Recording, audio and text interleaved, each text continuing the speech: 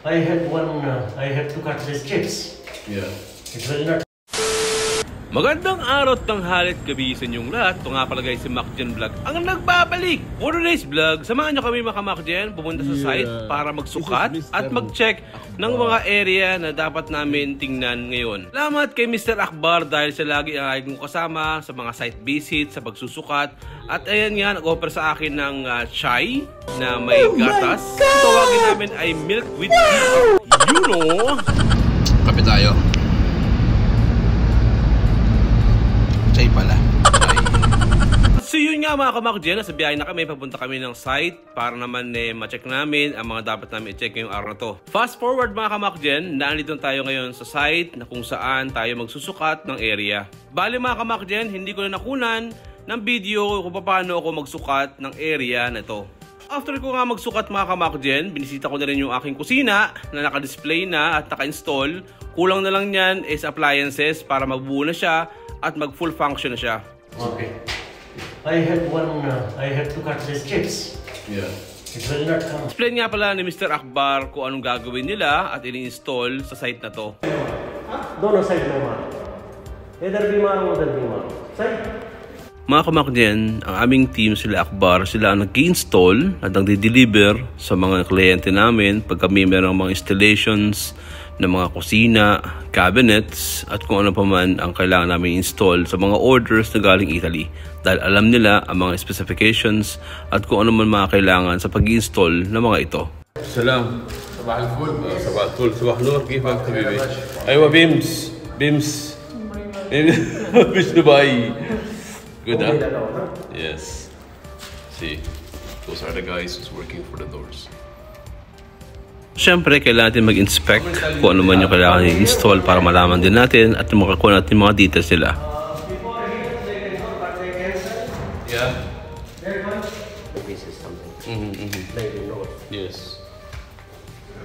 And this one, they wanted to put here something like a partition. You remember the one that in GDK bookcase behind us, high ceiling, double volume.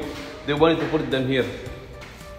Ayun nga, napag-usapan din nga namin yung mga idadagdag na display na galing sa aming showroom para may set up dyan at dahil nga gusto nyo na may-ari, kunin nyo na sa display at i-install dito sa area na to.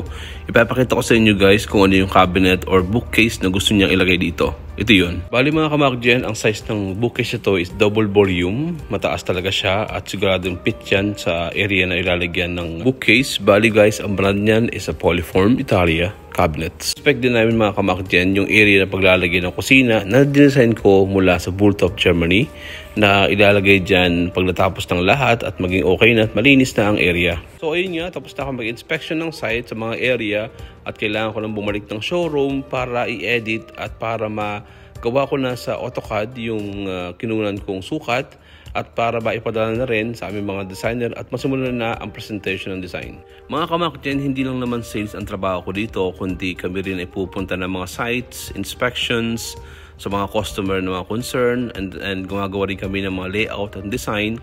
Lalo na sa akin, ako ay gumagawa at nagdi-design ng mga kusina, bedrooms, cabinets at saka mga floor presentation ng furnitures.